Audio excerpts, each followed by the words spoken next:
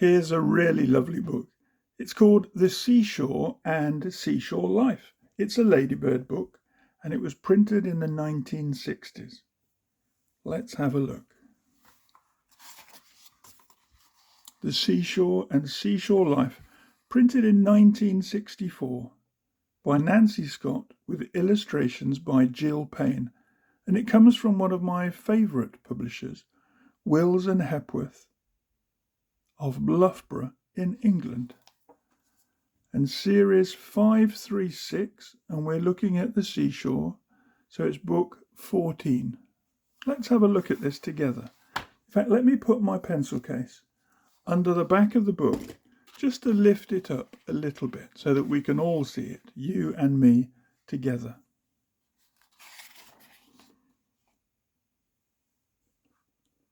The Seashore and Seashore Life.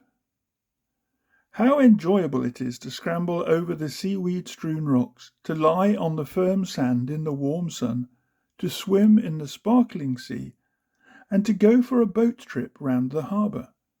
But stop! Is that all there is at the seaside? Just rocks, sand, sea and boats? Of course not. Why, the seashore is the home ground of more animals than any other part of the countryside. Just look at this group of empty shells. Each of these was once covering an animal with a soft body. It needed this tough shell as protection. Some shellfishes are called bivalves because they live inside two shells that are hinged together.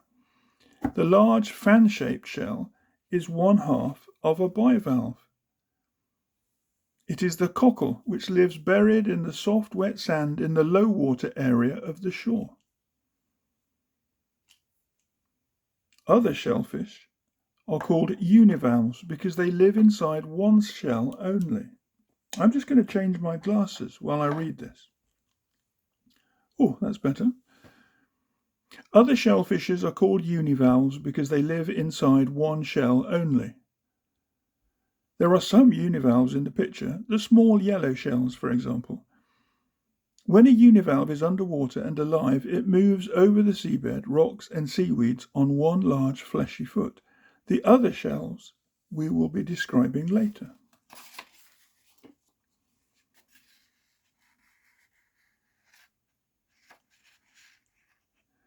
Walk quietly on the wet sands as the tide goes out and watch for tiny jets of water spurting into the air.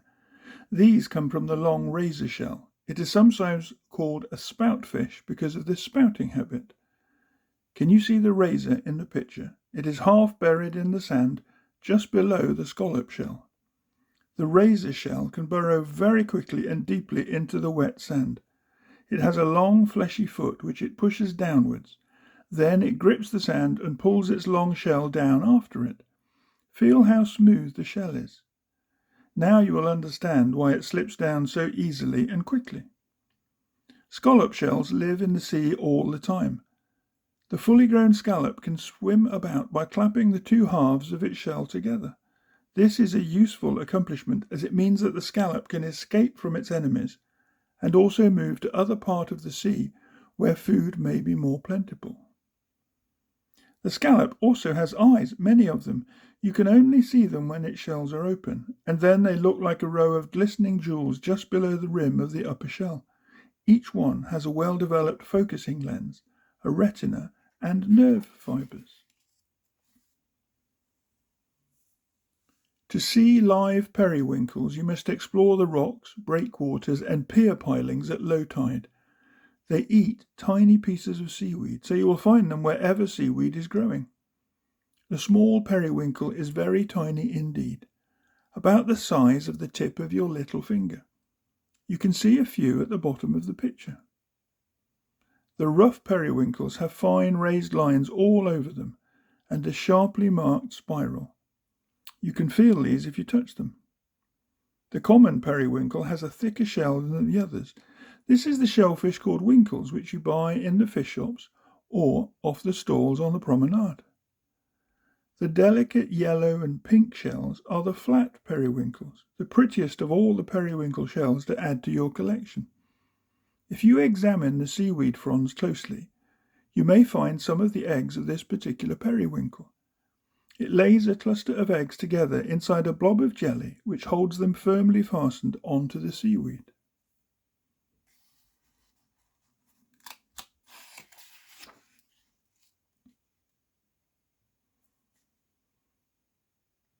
Under the covering of long seaweed fronds and clinging to the rocks at low tide level, you will find the common whelk, sometimes called a bucky. Do you see that big ball-shaped, spongy-looking object? That is a patch of the common whelk's egg cases. They're empty now because the baby whelks have hatched out in the sea, but the sea has washed up the egg cases for you to find and examine. The sea washes up many other interesting things for you to find, particularly shells. But the animals themselves, when alive, lived deep down in the sand, or at the lowest tide level, so you may never see them alive. To the left of the whelk's egg cases are two tiny cowries, dainty little shells rarely more than half an inch long. On tropical seashores, cowries grow bigger than your hand. Below the cowries is a sunset shell. You can always tell this from the others because of its sunset rays. The other shells are tellins, with very delicately marked thin shells.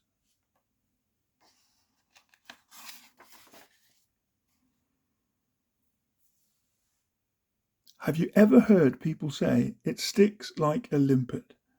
They mean that something is so firmly fixed they cannot move it.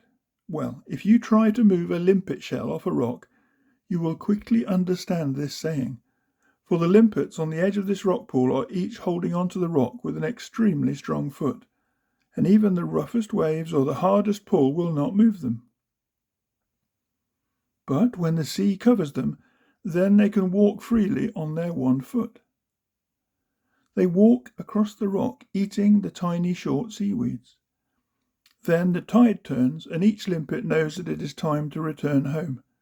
And the amazing thing is that each one of these limpets will return to the exact spot on the rock that it left a while ago, and settle down firmly into the slight grooves it has made with the edges of its shell in the rock face. If you walk quietly up to a limpet-covered rock, you will see some of the limpets peeping, just as some of them are doing in our picture. But the slightest vibration near the rock will make them clamp down harder than ever.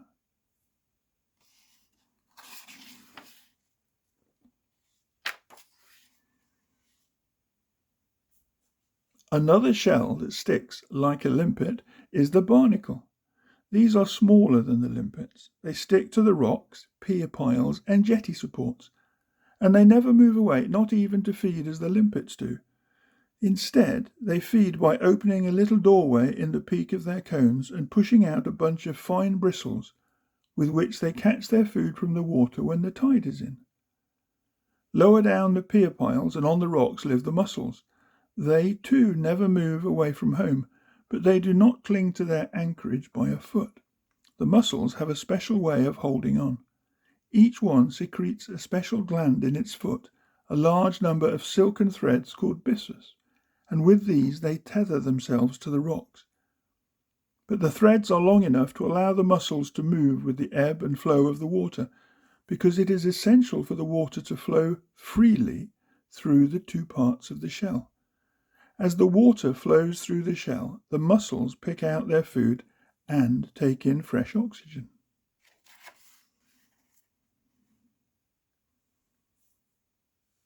In the little pools left at the foot of the pier piles, breakwaters, and in some of the big sandy pools, lives the tiny shrimp. At first you may have difficulty in spotting this little shrimp, because its colour tones in so well with the sand. And not only that, but this seashore animal spends most of the day partly buried in the sand, with just its little black eyes showing. You can see one buried like this at the bottom of the picture. But sometimes even its eyes are hidden. However, if you disturb the sand a little and watch closely, you will see one or more dart away to find another spot to hide in. You can then watch it burrow into the sand, which it does by sinking backwards and then pushing more sand over its back with its long feelers. If you see a shrimp with a mass of spotted, frothy-looking stuff clinging to the swimming appendages below its body, then that is a female shrimp carrying her eggs about with her. She holds them together like this until they are ready to hatch out, usually for about 4 weeks.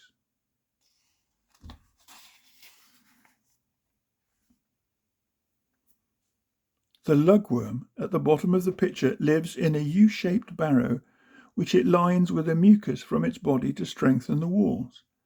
It swallows sand, and from the sand it takes the tiny particles of food it needs. The sand it does not want it leaves outside one end of its burrow in little coiled cases. These are called casts. The other end of its burrow is in that little pit by the worm's head. Behind the lugworm is the tube home of the peacock worm, with its crown of brightly coloured tentacles spread out at the top to catch its food. It is from these handsome gills the peacock worm gets its name, although its body is also brightly coloured in shades of pale green with a tinted tail of orange or violet. But the tube home made by this worm, and the one at the top of the picture called the sand mason, is one of the greatest wonders of the seashore world, for each of these worms constructs its tubular home from tiny particles of sand, shell, or mud glued together with a sticky mucus from its own body. You may never see either of these handsome worms alive, as when the tide is out they retreat right down into the bottom section of their long burrows. But you will certainly see the tops of their homes if they are living on the particular shore you are exploring, because when the tide is out they look like tufts of bristles sticking up out of the sand.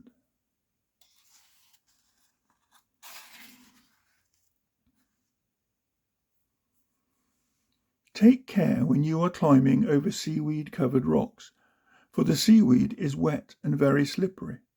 When bladderwrack is dry, you can have great fun popping its bladders. These bladders are filled with a gas which helps the weed to float freely in the water, so leaving space below it for other seaweeds, such as the knotted wrack, and particularly the animals to move about. When the sea covers these rocks, the world below is a vast seaweed forest full of swimming, walking, and crawling animals. Those long strips, like leather shoelaces on the sand below, are called thongweed. Do you see the disc-shaped piece in the centre of this mass of thongweed? This is its holdfast. Seaweeds do not need roots, as they get all their food directly from the sea, but they do need something with which to anchor themselves firmly to the rocks and stones, or they would be washed up onto dry land and die. So each plant develops a strong sucker disc at its base, and with this it clasps the rocky surface. Explore the rocks and seaweed-covered stones, and you will see the different shapes and thicknesses of these holdfasts. What an interesting book this is, and I love the pictures.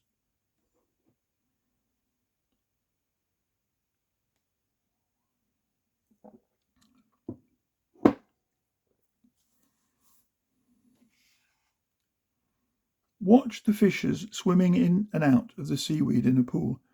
If you are exploring a pool near the high water mark, you may see the small 3-spined stickleback shown at the top of our picture. You can also see this stickleback in ponds and canals inland, but you will never see its cousin, the 15-spined stickleback with a longer, slimmer body in inland waters, as it is a marine fish only. But both species have the same interesting breeding habits. The male builds a neat little cave-like nest by binding together seaweeds with gluey threads formed within his own body. Then he chooses his mate, who lays her eggs inside the nest, and then away she swims, leaving the male stickleback to guard the eggs until they hatch out. He is very brave and ferocious in his guarding too, and will chase off other preying animals 2 and 3 times his own size. Another fish that guards his eggs is the shanny, or the common blenny at the bottom of our picture. This is the fish you will see darting so quickly from side to side in the pools.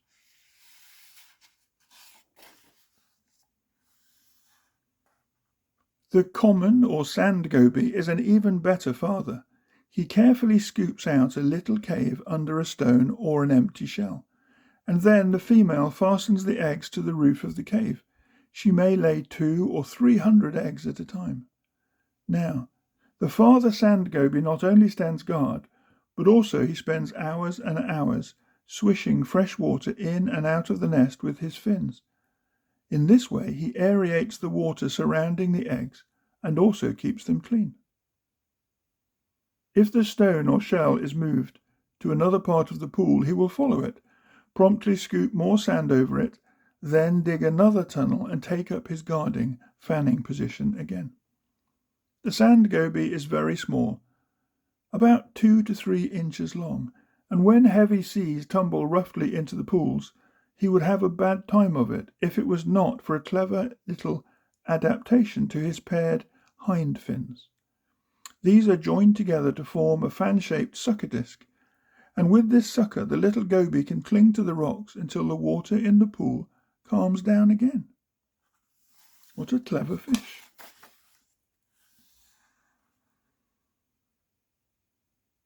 Of course, you will see crabs in the rock pools and on the shore. A crab has 5 pairs of legs. The front pair have strong pincers on them, and they will nip your toes if you get too near. Crabs are the only animals that scuttle sideways, pulling with one set of legs and pushing with the other. You will find many empty crab shells on the beach. These are not dead crabs, only the casing a crab has grown out of, just as we grow out of our clothes and shoes. You see, the crab's body is soft and has no skeleton, so, like the shellfish, it needs a protective covering. This covering is called a carapace. The crab's body grows, but its carapace does not. So at regular intervals, while it is growing, the crab throws off this too tight shell and then has to wait a while for its new carapace, which has been forming beneath the old one, to stretch and harden. While its new carapace is hardening, the crab has to hide. If it did not, it would soon be gobbled up by a hungry seagull or another fish. The green crab is the shore crab, which you will find on nearly all shores. The red one at the bottom of the picture is a young edible crab. You will never see a fully grown edible crab on the shore because they live in deep sea. The middle one is a swimming crab.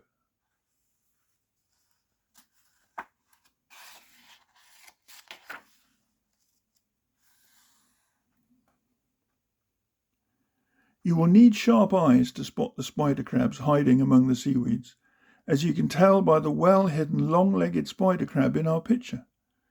If this was the common spider crab, you would not be able to see it at all, as it has hook-like projections all over its small body, and on these it attaches tiny fragments of seaweed or sponges, and in this way hides itself even more securely away from searching eyes and possible danger. The other crab in our picture is a tiny, hairy porcelain crab. You will have to search under stones and the lower parts of the rocks for these, as they spend most of their life gripping the hard surface with the sharply pointed spines on the ends of their walking legs. This is the way they protect themselves from being washed away by the waves. They can swim if they want to, swimming backwards like a lobster, but they prefer to cling and slither about on the stones. The mud collects on the hair on their legs, and this also helps to camouflage them from their enemies.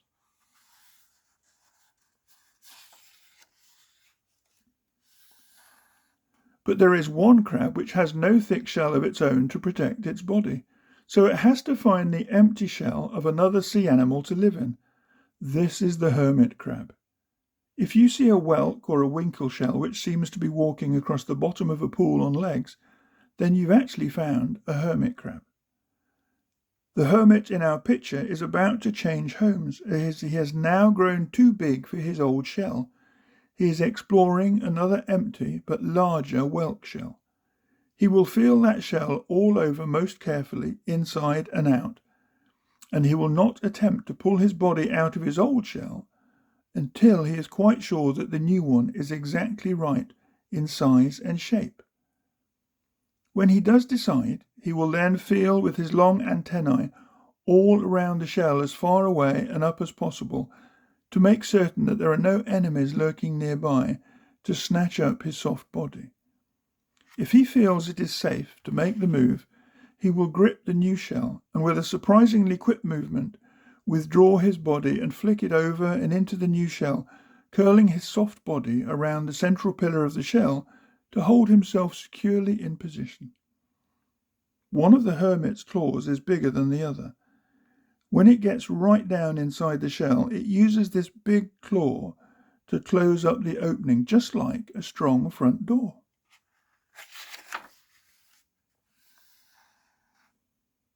Do you see those small blobs of jelly sticking to the wet rocks at the top of the picture? They are sea anemones. Now, look down into the pool and see them under water. Something wonderful has happened. Each little blob has opened out into a flower, but the petals are called tentacles, and each tentacle is armed with innumerable poisonous stinging cells. The sea anemone uses these tentacles to catch its food, for the sea anemone is a flesh-eating animal, not a plant as its name implies. Watch, and you will see these tentacles capture some food, perhaps a small crab, a tiny shrimp, or a periwinkle. It will push its prey into its mouth, which is in the centre of its body. Then it will close up to eat its meal. Presently it will open up again and spit out the hard parts of the meal, small pieces of crab carapace or a tiny periwinkle shell. The anemone cannot digest hard food. The red and yellow anemones are beadlets, and these can be found wherever there are some rocks to cling to. Each beadlet will have about 200 fine tentacles.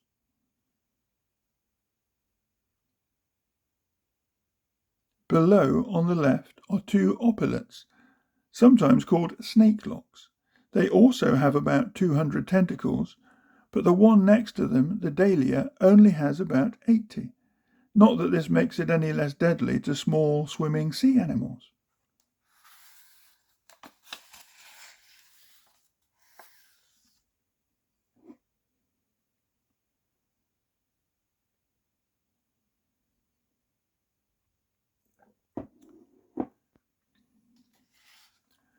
Those big blobs of jelly you sometimes find on the beach are called jellyfish. A jellyfish is nearly all water, and so it will dry up quickly in the sun. It is not wise to touch them with your hand or your bare foot, as some jellyfishes have a slight irritant on their bodies, which can have unpleasant effects on human flesh. But if you find a jellyfish, you can gently scoop it up in a pail or bucket and tip it into a rock pool. Then, if it is still alive, you will see its frills and long trailing tentacles. These tentacles are used in the same way as the anemones use theirs, to catch their food. The jellyfish swims by opening and closing its large dome in the same way as you flick open and close an umbrella. The tiny floating balls are called sea gooseberries. These are often washed up on the shore, and they look like oval glass marbles. When they are swimming, you can see their 2 long fishing line tentacles. These are sticky, so when a sea animal touches one of them, it adheres, and then the sea gooseberry hauls in his fishing line, bringing the captive into his mouth. The real name of the sea gooseberry is Stenophora. If the starfish loses an arm, it can grow a new one. Under these arms it has rows of tiny tube feet with suckers on them, which help it to move about and to get its food. On top it has dozens of small pincers that twist and turn all ways. These will grip and throw off the specks of sand, shell scrapes, mud, and any other unwanted rubbish which would soon bury the starfish if not cleared away. It has a very tiny mouth right in the centre of its body and no teeth, so it can only eat soft food. You could hold the starfish on the left in your hand quite easily, but you would need a large pail to hold the bigger stars, as they may be anything from 6 to 20 inches across, from arm tip to arm tip. The delicate brittle stars at the top of the picture are extremely well named, as their arms are so brittle they snap off at the slightest touch. So it is a good thing that they have that marvellous power of growing new limbs when needed. Their tube feet have no suckers on them. Instead, they rely on the sinuous movements of their arms to get about.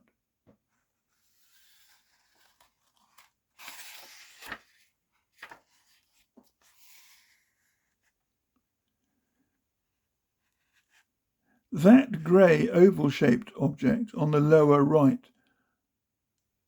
is the empty case of a heart cell urchin, a heart sea urchin.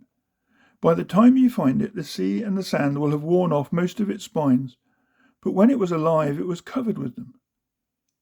Like the one at the top of the picture, you may see one alive and moving about in a rock pool. Pick up any empty case and look for the tiny holes between the remaining spines. These held its long, slender tube feet and its nippers, which it used to help gather food and clear unwanted rubbish from its body, just like the starfish, for the sea urchin belongs to the same family as the starfish. The mouth of the sea urchin is underneath its body, and in it are 5 big beak-like teeth, which it uses to scrape off the tiny seedweeds on which it feeds. At the top of the page is the common sea urchin. Notice how its spines stick out in all directions. Now look at the fully spined heart urchin, and you will see that this urchin's spines all point the same way. This is because the heart urchin burrows into the sand, and if its spines stuck out always, as do those of the common sea urchin, it would have great difficulty in burrowing.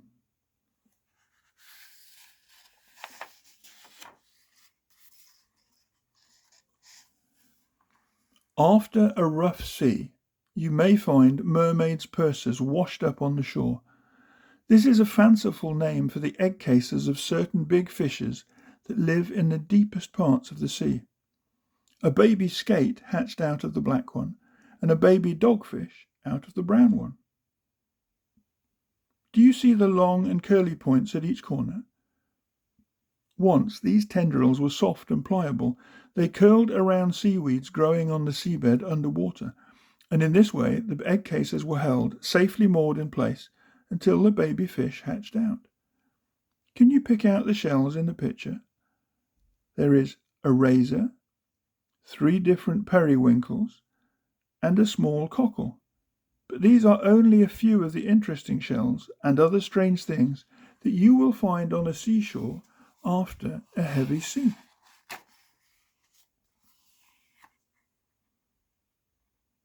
If you find something that looks like a piece of dark felt about the size of your hand, you have found a sea mouse. It usually lives buried in the sand on the seabed.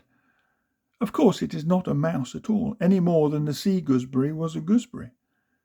It is really a worm, a scale worm, because its body is covered in scales. These scales are in turn covered by a mat of fine hairs, and if you wash your sea mouse in seawater and then hold it under the water, you will see the wonderful colours of its hair just as they are in the picture. That small shell at the bottom of the picture, looking like a tiny doll's cradle, this is a slipper limpet. Some children call them boat limpets. They do not live on the rocks like other limpets, but instead they cling one on top of the other. You will see a pile of them above the sea mouse.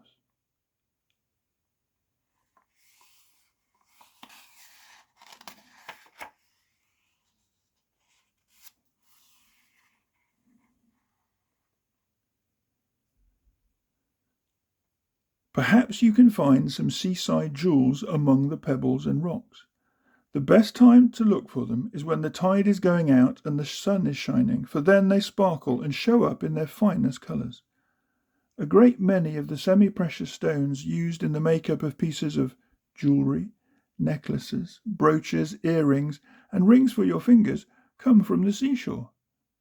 The white one is called rock crystal. The purple one is amethyst. The pretty pink piece is rose quartz, and the variegated striped ones are onyx. Some of the pebbles are very pretty and worth collecting too. With these and the shells you have been gathering, you can build up an attractive and interesting collection of seaside specimens. The best way to house your collection is to divide up a shallow drawer or several large dress boxes into small sections. Then you can place one specimen in each section, name it, and add the name of the shore where it was found. If you lift up the driftweed along the high tide line, a cloud of little shrimp-like characters will hop out. These are sandhoppers. When they are resting under the dead weed, their bodies are bent. But when you lift up the weed and startle them, they straighten their bodies suddenly, and this is what makes them appear to hop. These seashore animals, although so tiny, perform a useful service on the seashore, as they eat up a great deal of the decaying and rotting matter which would otherwise make the seashore very unpleasant at times. Can you see that little creature sheltering in the crack in the breakwater, which is just above the high tide mark? That is called a common sea slater. The sea slaters come out at night to feed, as they do not like the daylight or even very bright moonlight. The reason for this is that the seabirds would soon spot them scuttling about on the dry shore in the daytime, but at night they are safe from such enemies. Both the sandhopper and the sea slater are much sought after as foods by the birds, so both animals keep well hidden as long as possible.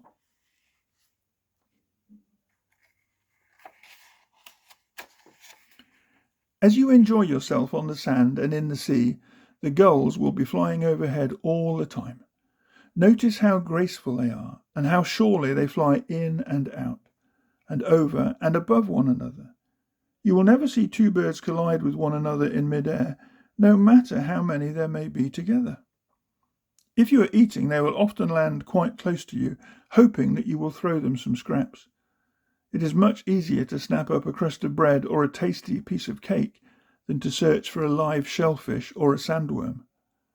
The large black and white herring gulls in our picture are the adult birds.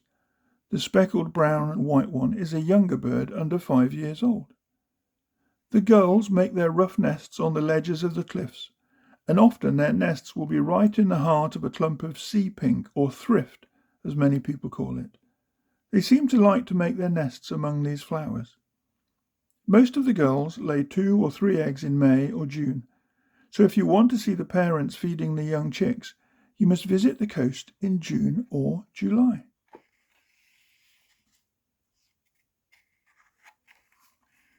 That big black and white bird standing on one leg is called an oyster catcher. She makes her nest among the pebbles and rocks above the high tide line. Her nest is called a scrape because it is merely a small hollow scraped out of the sand and pebbles. The eggs look just like the pebbles around the nest and so are very hard to find, and this is a way that she hides her eggs. The chicks are also speckly and hard to spot on the seashore. Notice the oyster catcher's long, probing beak. This is one of the few seabirds which can dislodge a limpet. It stands on a rock covered with limpets and waits quietly until a limpet is peeping. Then, with a swift, sharp, sideways blow with its long beak, it sends the limpet bowling off the rock. To the left of this bird is a prickly plant called sea holly. The smaller bird is a turnstone, and it really does turn stones over. Watch, and you will see it doing this. It is searching for sandhoppers and insects to eat. The marram grass, growing among the sand above the high tide line and among the dunes, holds the sand together and stops it being washed away into the sea by the rain. And that is our book, The Seashore and Seashore Life. And at the back, if you've got this book, you can actually open it at home and read the index. And it talks about so many of the things that we've been reading about together. I hope you've enjoyed that book. It's a very special one for me because I used to spend time at the seashore with my mummy and daddy, and I think my daddy had read a book like this when I was little and before I could read, so that he explained lots of these things to me as a little boy. So there we are.